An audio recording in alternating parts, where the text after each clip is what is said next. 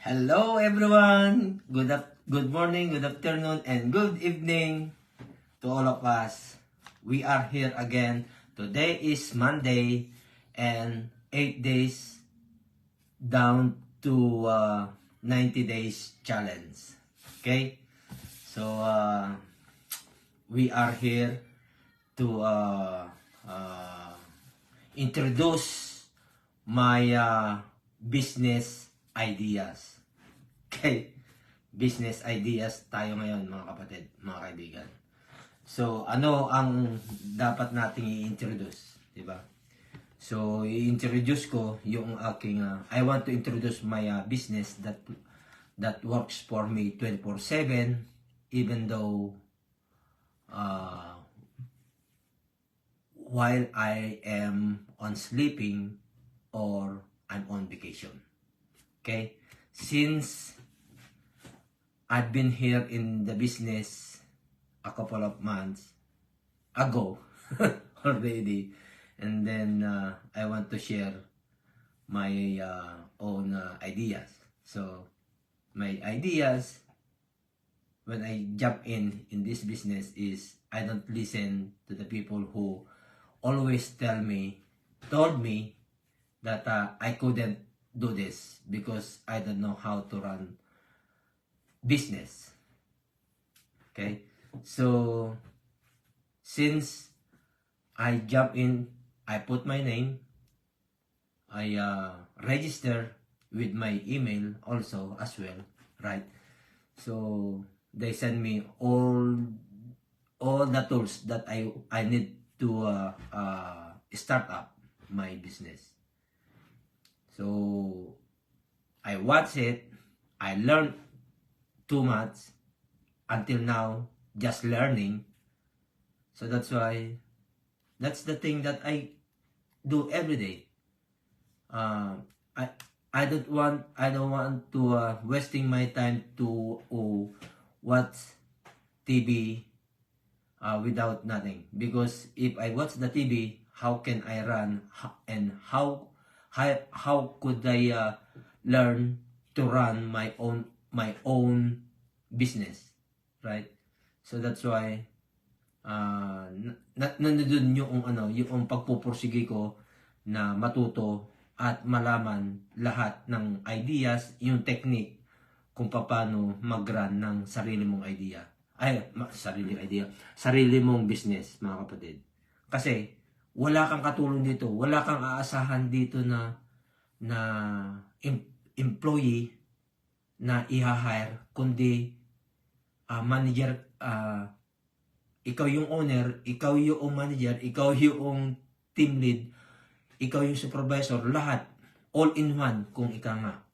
Kaya kung gusto mong magkaroon ng sarili mong business, mga kapatid, ay huwag kang makikinig sa mga tao na nakapaligid sa iyo na hindi mo alam na patakbuhin, hindi mo alam na umpisahan, lahat hindi mo alam.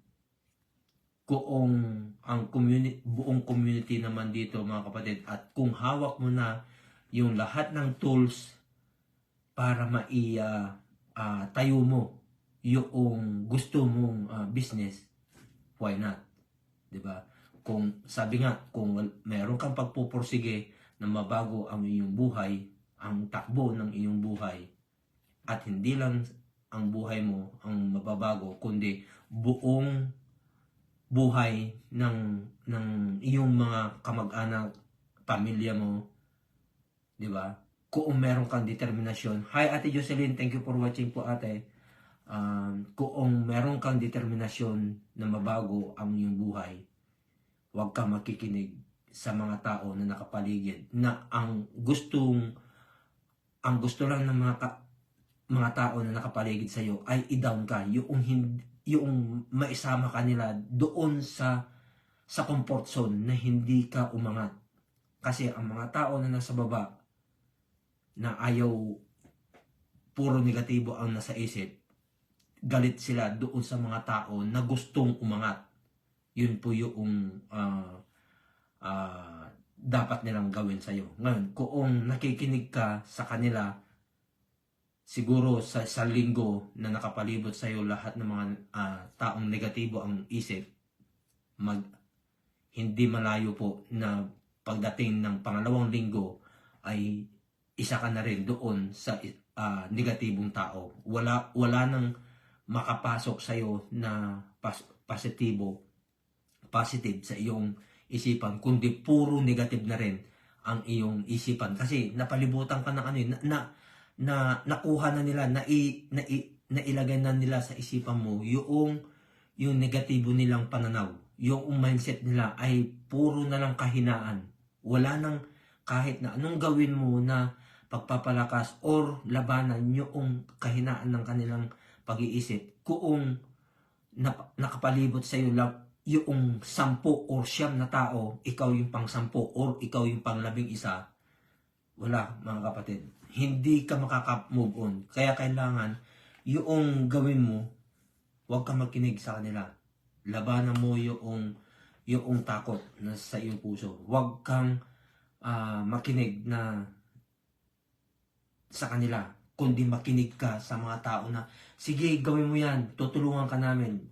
Nandito lang kami sa iyong likuran at handa kaming sumuporta sa lahat ng gagawin mo sa iyong business. Nandito kami para sama-sama tayo. Pag sinabing gano'n, yun yung dapat mong gawin, di ba? So yun yung mga idea na dapat malaman ng mga tao na kailangan maging malakas po tayo. Hindi po tayo po pwedeng panghinaan ng loob kapag tayo po ay nag-uumpisa pa lang. Huwag kang manghina kapag yung nakita mo.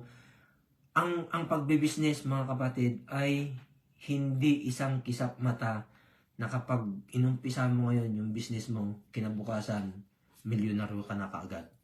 Wala pong ganun na business, mga kapatid. Not unless na magic yung kanyang business. So, makukuha mo yung sinasabi nila na kumita ka ng malaki. Di ba? In a minute. Huwag po kayong maniniwala doon. May hocus doon sa ano na yun, sa sinasabi po nilang business na ganun. So, ang magiging idea po natin, yung lakasan po natin, yung loob natin, yung meron kang determinasyon, yung kailangan mong panindigan kung ano man yung nasa isip mo, yung desisyon mo. Hindi yung pag ganun yung desisyon. Para sa ganun ay isang diretso lang yung dapat mong gawin. Hindi urong-sulong. Di ba? Hindi atras abante. Yun yung mga dapat nating gawin sa ating sarili. Yun yung pangalawa, di ba? Yun yung una, meron kang determinasyon sa iyong buhay. Pangalawa, yung huwag kang makikinig sa mga negatibong pananaw ng bawat tao na nakapalibot sa iyo, kundi makinig ka doon sa mga malalakas na pananaw. Yun yung pangalawa. Pangatlo po, yung kailangan gawin mo kung ano yung nararapat para sa iyo. Kung alam mo na tama or nandoon ka na sa isang way na yon, mga kapatid, diretso lang.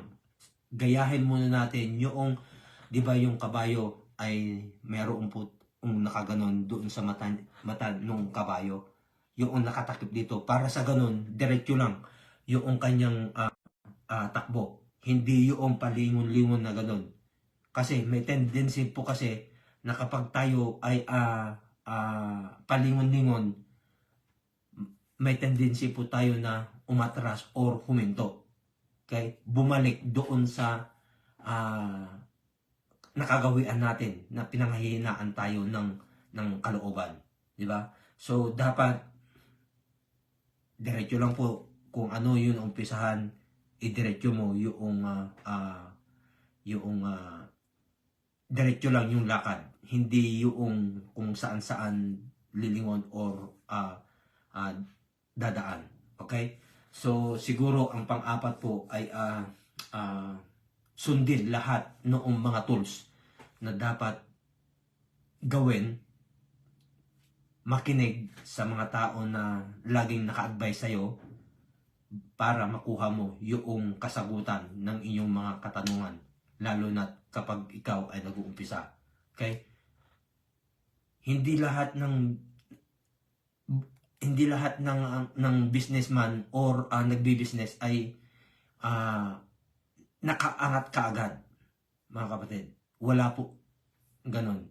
Kailangan merong ka rin pagdadaanan na trials. Okay? Hindi porket inumpisa mo ngayon yung business mo ay magbubungka na kaagad. Hindi pa. Kailangan mong meron kang upside down. Mga ganun. Pero sa business na ito, mga kapatid, ay maaring puro up. Hanggang sa mapantayan mo or manampasan mo yung tao na nandoon na sa taas. Depende kung paano mo patakbuhin yung iyong sariling business. Okay? So sana po meron po tayong napulot na naman na aral pagdating sa ating topic ngayon dito na kailangan po nating i-introduce yung technique ng ating pagbibusiness. Okay? Huwag po tayong pasakop doon sa mga tao na mahina ang loob, kundi pasakop po tayo doon sa mga tao na handang tumulong sa iyo, handang sumuporta sa iyo habang ikaw ay nag-uumpisa sa kung anuman mong nasimulan, anuman ang nasimulan mong gawin sa iyong buhay.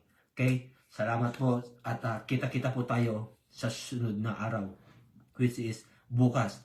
By the way po, ako po si Noel Tamayo, ang may-ari po ng page na ito, at ako po ay nagtatrabaho as a full-time driver sa rent-a-car industry.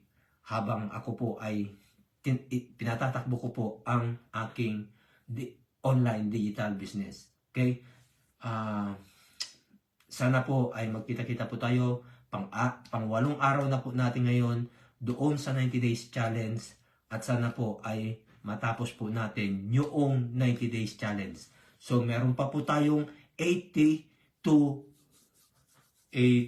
days more before 90 days. Okay? Salamat po at kita-kita po tayo bukas ng kahit na anong oras. Basta tayo po ay mag-update at sasabihin sa inyo kung ano ang susunod pong mga topic tungkol po dito sa 90 days challenge.